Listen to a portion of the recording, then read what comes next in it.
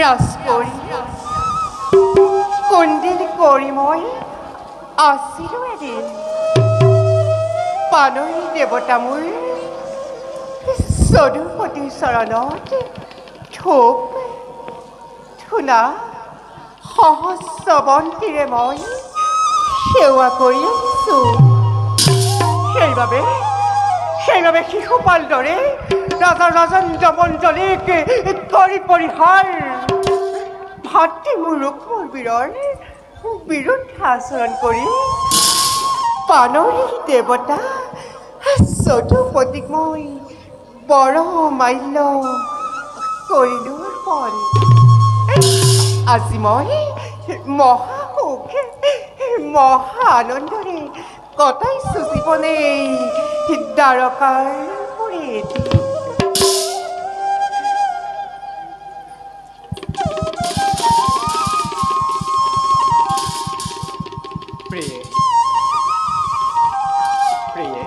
নাথ অভাৱীৰ সেৱা কৰিব গমন। ওঠা প্ৰিয়ে।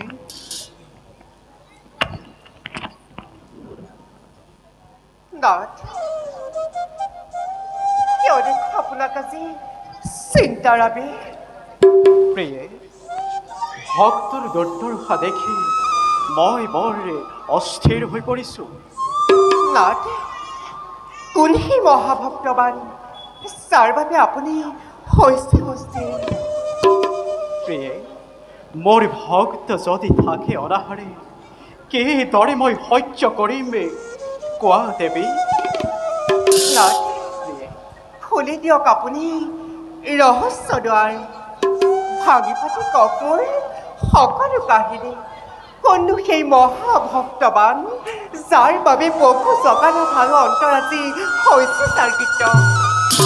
শুনা প্ৰিয়ে, কওক সৌদামা নামে আছে এক দৰিদ্ৰ ব্ৰাহ্মণ মহাভক্ত বাল্য বন্ধু মোৰ।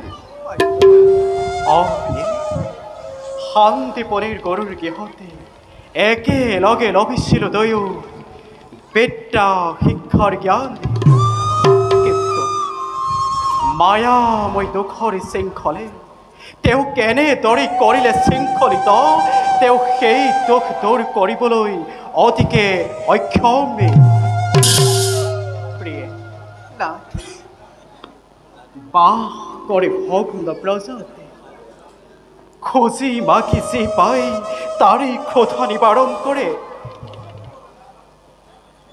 সমগ্ৰ সংসাৰ যেতিয়া নিত্যা দেৱীৰ কোলাতে নিমগ্ন হয়, তেতিয়া এক মনে এক চিন্তাই আমাকে কৰে স্মৰণ।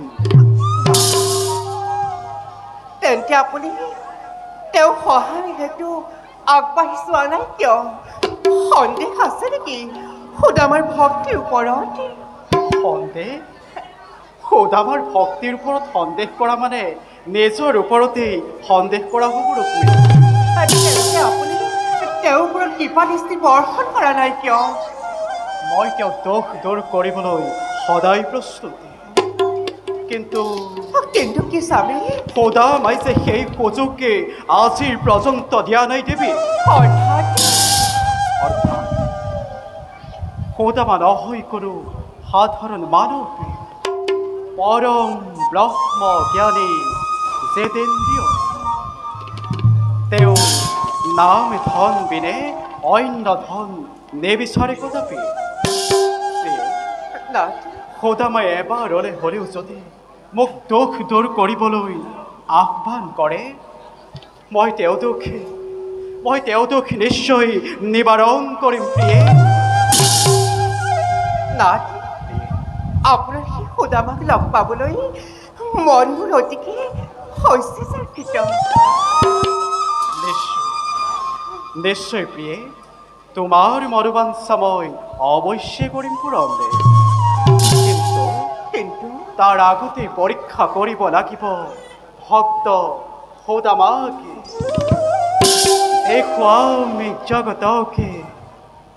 দেখুৱামি জগতকে মোৰে লীলা অনন্ত ঈশ্বর পরম বিষ্ণু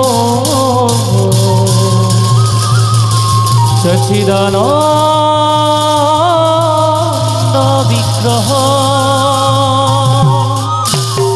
অনাদির ধীর গোবিন্দ সর্বকারণ কারণ সর্বকারণ কারণ সর্বকারণ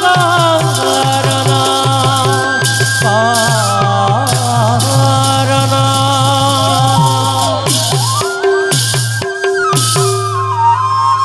লীলাময় যেতিয়া নতুন লীলাৰ পাতনি মেলিছে আমাৰ মনোবঞ্চ পূৰ্ণ হ'বলৈ বেছিখন নাই ব'লক খন্তেক আমি কৰোঁগৈ বিশ্ৰাম বল প্ৰিয়ে ব'লক